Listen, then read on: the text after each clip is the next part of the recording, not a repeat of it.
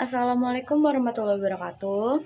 Jadi kali ini kita akan bahas salah satu kuliner dari Lampung yang kaya rasa, syarat budaya, dan punya sejarah panjang. Namanya gulai taboh. Penasaran kan, kenapa makanan ini bisa dibilang spesial banget buat masyarakat Lampung? Yuk kita bahas sejarah sampai cara makannya. Jadi, gulai taboh bukan cuma makanan biasa. Makanan ini sudah ada sejak zaman dahulu. Bahkan dipercaya berasal dari kebiasaan makan masyarakat Lampung Pepadun. Kata taboh sendiri dalam bahasa Lampung berarti kuah. Jadi, gulai taboh bisa diartikan sebagai masakan berkuah santan khas Lampung. Menurut cerita turun-temurun, dulunya gulai ini sering disajikan oleh para bangsawan atau dalam acara adat penting. Jadi, ini bukan makanan harian sembarangan. Nilai budayanya tinggi banget. Gulai taboh biasanya disajikan dalam berbagai acara penting. Contohnya saat begawi adat, pernikahan, khitanan, sampai acara penyambutan tamu kehormatan. Ini menunjukkan kalau gulai taboh adalah simbol penghormatan. Jadi, saat kita disajikan gulai taboh, itu artinya kita dianggap sebagai tamu penting. Tapi sekarang, seiring perkembangan zaman, gulai taboh juga bisa ditemukan di berbagai rumah makan khas Lampung dan kadang disajikan juga dalam acara keluarga. Oke, sekarang kita masuk ke bagian paling ditunggu, yaitu cara membuat gulai taboh. Bahan utama gulai taboh itu biasanya ikan. Bisa pakai ikan laut seperti tongkol atau ikan air tawar seperti gabus atau baung.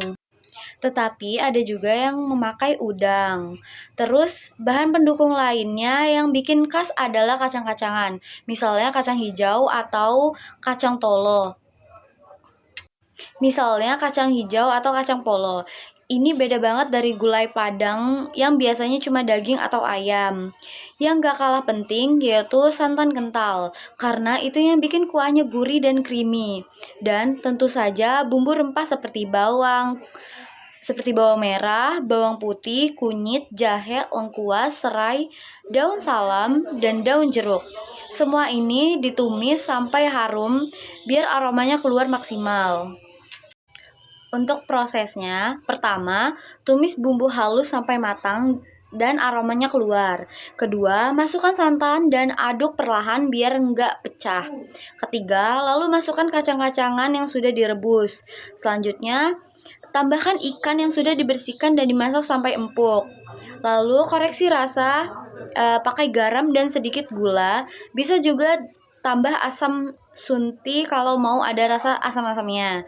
Setelah matang, biarkan kuahnya sedikit menyusut agar rasa makin nendang. Warna kuahnya biasanya kekuningan atau enggak kecoklatan, tergantung banyaknya kunyit atau rempah yang dipakai. Lalu, cara menyantap gulai taboh.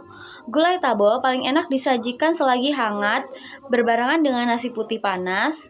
Kadang juga ditemani sambal terasi atau lalapan sederhana seperti daun singkong atau timun.